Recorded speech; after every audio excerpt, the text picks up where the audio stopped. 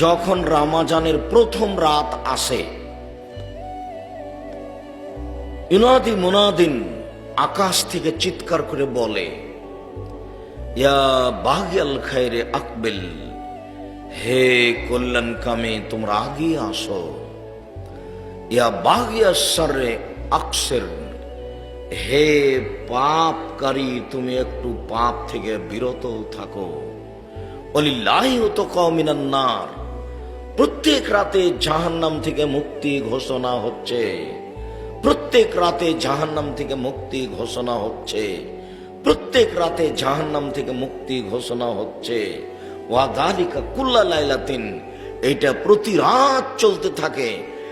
এই যে রমজানের রাত শুরু হলো, সেদিন থেকে আকাশের দরজা খুলে দেওয়া হয়েছে একবারে পুরো রমজান।